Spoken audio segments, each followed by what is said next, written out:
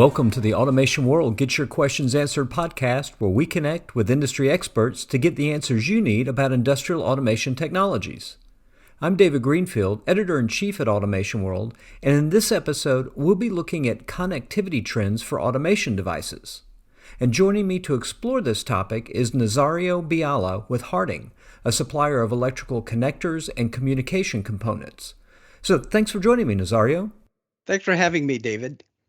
So, Nazario, since the industrial Internet of Things and Industry 4.0 are ultimately all about connecting equipment and systems to better share and analyze data, how have you seen this impact the design of core automation devices such as sensors, controllers, and drives? So, great question, David. With a strong focus on big data analytics, IIoT and Industry 4.0 will require modern manufacturing facilities to generate and collect more data for machine learning, AI, as well as predictive maintenance. So it stands to reason that more automation devices will need to be installed to generate and collect more data. And this is where it gets interesting because from the standpoint of plant managers, capital improvements today are not so much on expanding their plant size, but rather on squeezing as much production as humanly possible from their existing capacity and equipment. So what this means is that the footprint of the machines and the manufacturing facilities are standing pat. They're not getting any bigger.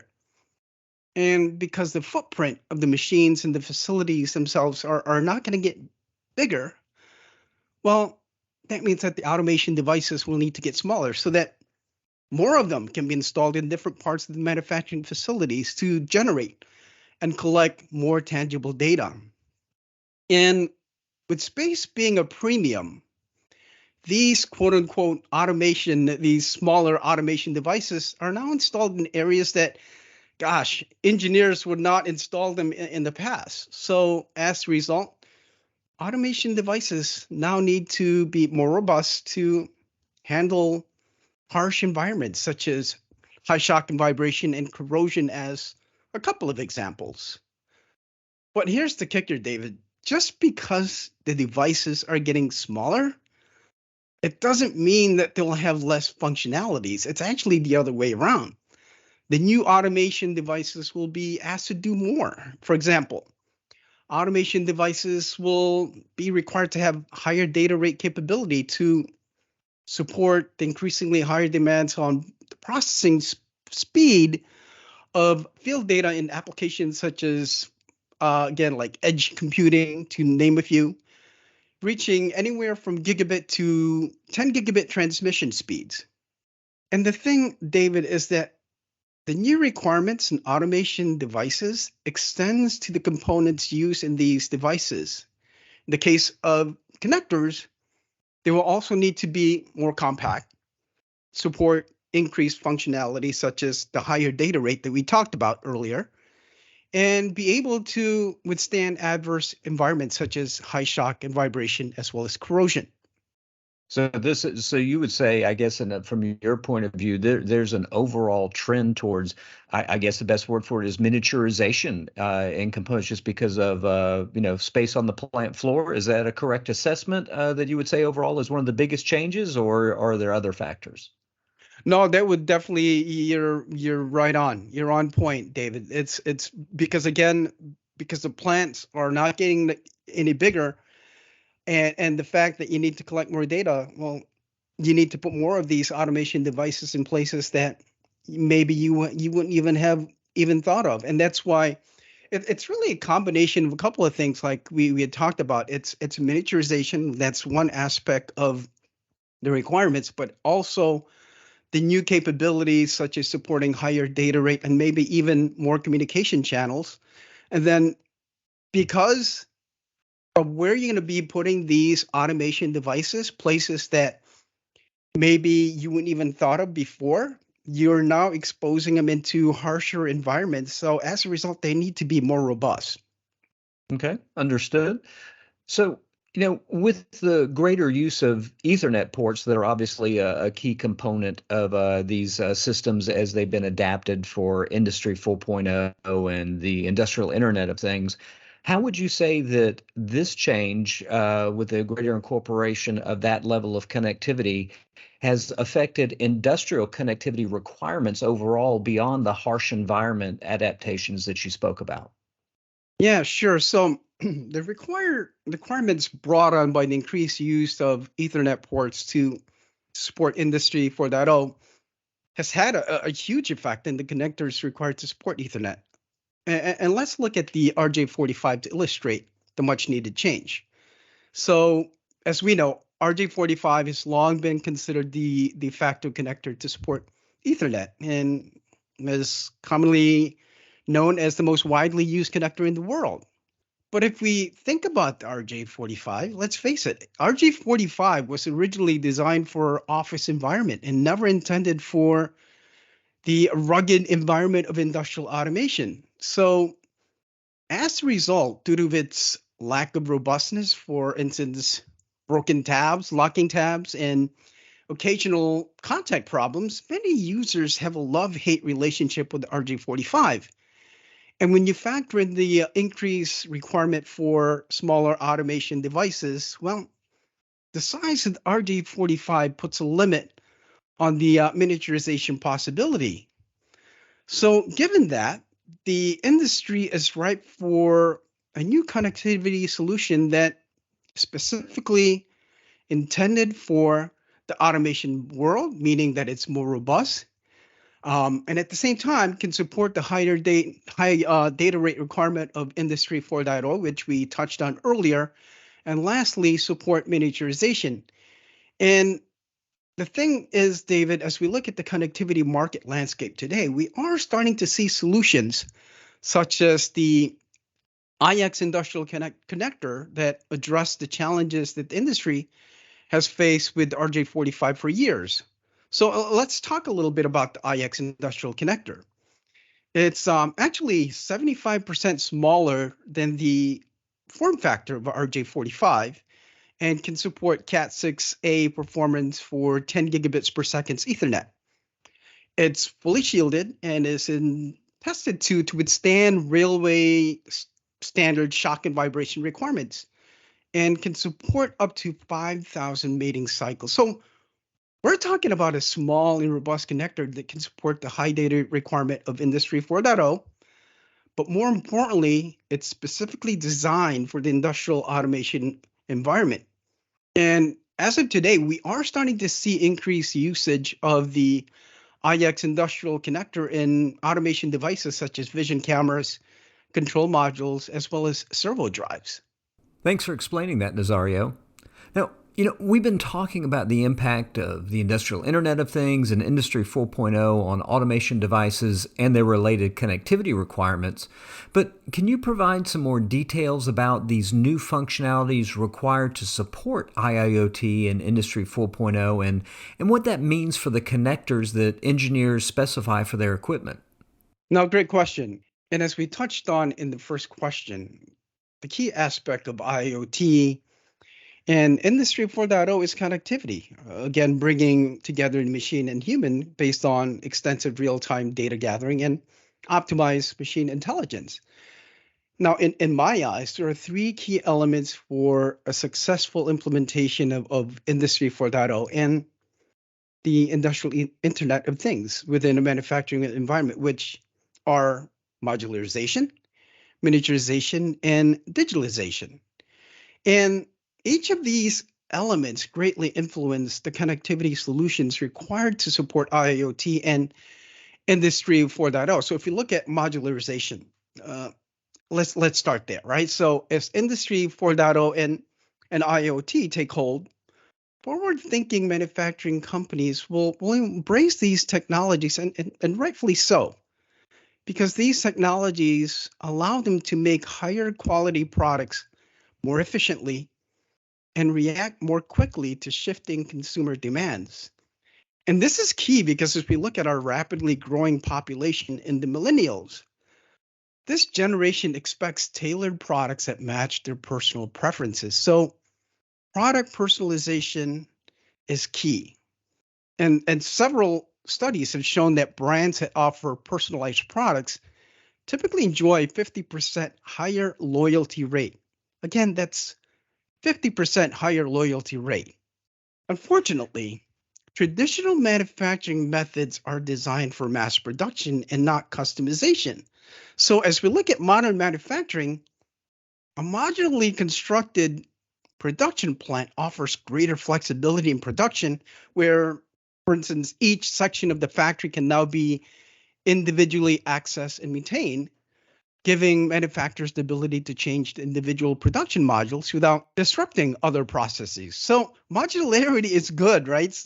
But these modular manufacturing line must allow for fast installation, changeover, and easy maintenance. And this is where connectors come into play. If you look at the connector market landscape today, David, there are many solutions that enable modularity. For instance, if you look at a typical conveyor line where it's peppered with procs, photo eyes, IO links, and vision cameras, you'll see tons of M12s that allow for easy installation of these devices. And a lot of times, these connectors can be packaged with cord sets pre-assembled to customer specification for easy installation and commissioning. Now, another solution that takes it a step further is the metric circular push-pull connectors that enable, once again, faster installation and maintenance, especially when you look at edge conveyor applications that have multiple IO links where you need to, for instance, connect anywhere from 8 to 12 M12s. And here's why. The push-pull has this internal mechanism that provides a secure and robust connection and also has this audible click that lets installers, technicians to know that they have a solid connection. They don't need to twist it into place or use a torque wrench to make sure that the designated torque is supplied. So it becomes relatively simple. As I say, it's easy peasy. And we actually did a side-by-side test where we had a technician connect two types of IO links. One populated with 12 threaded M12s and another IO link populated with 12 M12s, but with the push-pull mechanism. And I got to tell you, David, the result was pretty eye-popping. It took the technician 3 minutes and 43 seconds to connect the threaded M12s, while it took this same technician less than a minute, 58 seconds to be exact, to connect the M12 push-pull. And so Wow, that's huge. That's huge. Yeah, We're talking about that's less than a third of the amount of time. Yeah. Yeah. So if we're talking about modularity, right, and the ability for easy installation and modification, just looking at that in itself, that's 74% time reduction in installation time. So pretty significant. Let's touch on the miniaturization portion of it. So we briefly talked about space savings now being a premium because of the increased number of devices, right, to generate and collect manufacturing process data. So with the automation devices becoming smaller, the miniaturization trend must also extend to all levels, including the components of the automation devices.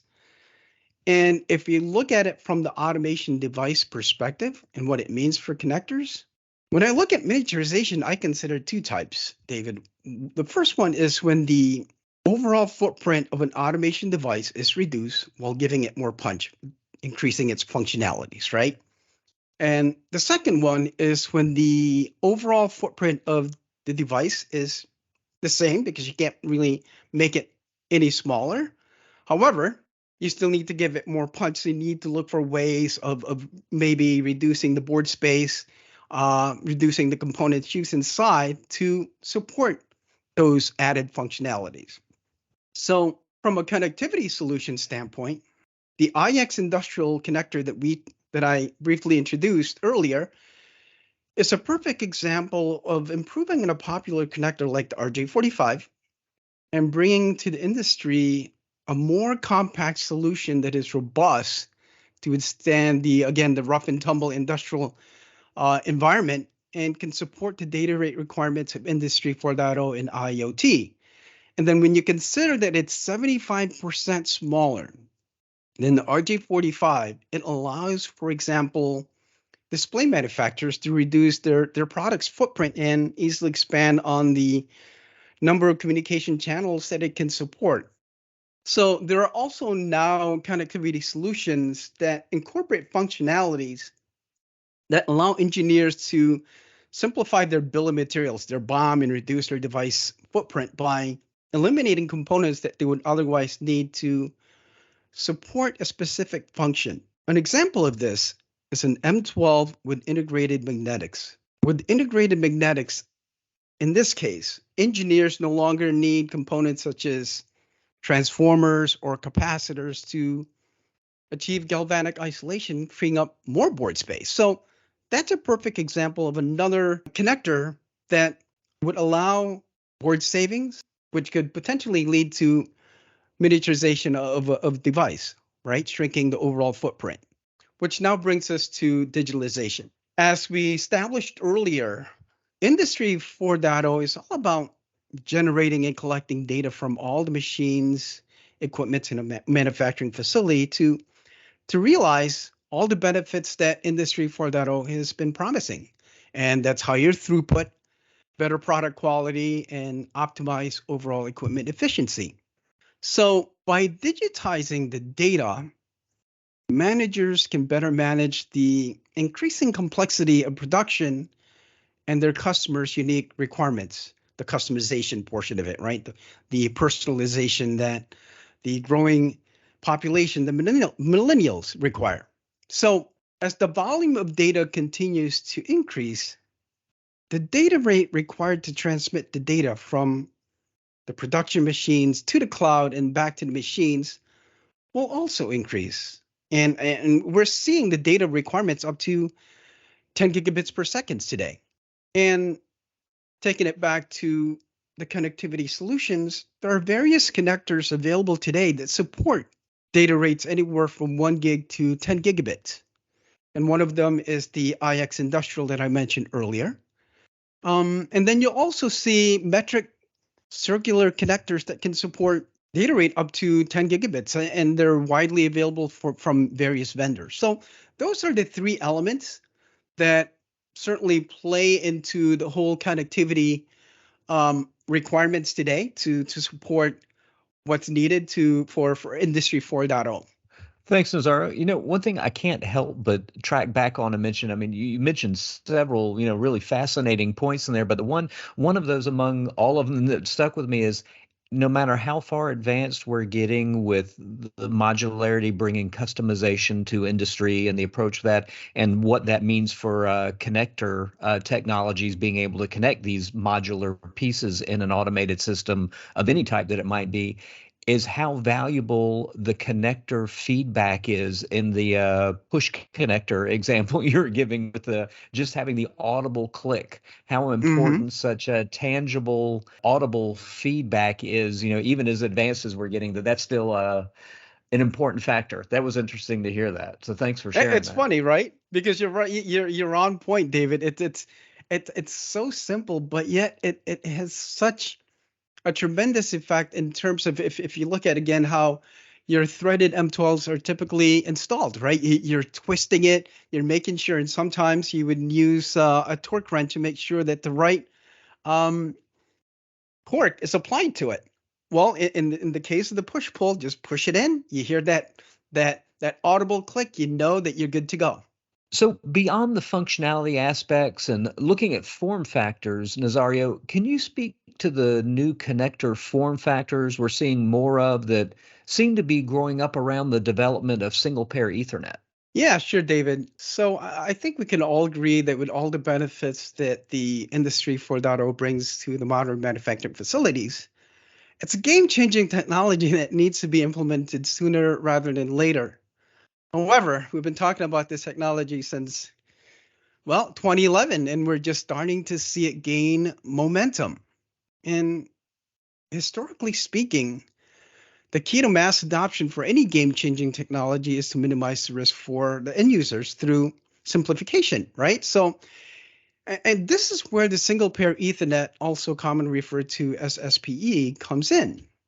Because when we look at the traditional automation pyramid, communication protocol from the office environment to the control level is typically the good old industrial Ethernet. But as you make your way down to the field device level, where the data are generated by the sensors and actuators of the world, the communication protocol is really, it's anyone's guess, making commissioning a nightmare. And when you combine that with the fact that the Gen X and the baby boomers that have the tribal knowledge of the different communication protocols are either retiring or getting close to it, well, it will become even more problematic for the industry. So as the adoption of Industry 4.0 and IoT marches on, the industry is addressing the communication protocol challenge by extending the industrial Ethernet from the office environment or from the cloud all the way to the field device level. And to make this into reality, various standard bodies such as IEEE, IEC, and ODVA here in North America have been working on the single pair Ethernet with the idea behind it that it will be the communication protocol that will streamline direct communication from the cloud all the way to the field device level. So there are a couple of SPE versions that are being evaluated by different standard bodies today. In all cases, the form factors are focused on addressing the miniaturization trend, of course, the high data rate requirement transmission of Industry 4.0, and lastly, simplification. So what are some of the things that are being evaluated? One of them is the IEC 63171-6 version, commonly referred to as T1, which has already been chosen actually as the recommended interface by IEC ISO 11801. And with the data link extended to 1,000 meters, David, it's now possible to establish Ethernet communication from the enterprise level all the way to the sensor networks under one unified SPE protocol. So let's talk about the T1 that's been chosen as the recommended interface by IEC 11801. While the normal Ethernet requires either 2-wire pairs or 4-wire pairs, the T1 will create a new standard for the industry, which defines transmission rate from 10 megabits per second for 1,000 meter data reach to 1 gigabits per second for 40 meter data reach over, get this, a single twisted pair cable. So that's through a single twisted pair cable. And since the SPE technology uses only one pair of copper wires, the weight of the raw cable is significantly reduced compared to the traditional Cat5 or Cat6 cables, where the Cat5 is typically 4-wire and the Cat6A is 8-wire. So when you look at this, up to 75% cable material reduction can be realized, which results in smaller footprint and easier installation. And lastly, because a single pair twisted pair cable requires a connector with only 2 contacts, the SPE jack, in this case a T1, requires less real estate on a printed circuit board, providing substantial space savings for device manufacturers, again, addressing the whole miniaturization trend. Thank you again for joining me for this podcast, Nazario. It was a great discussion.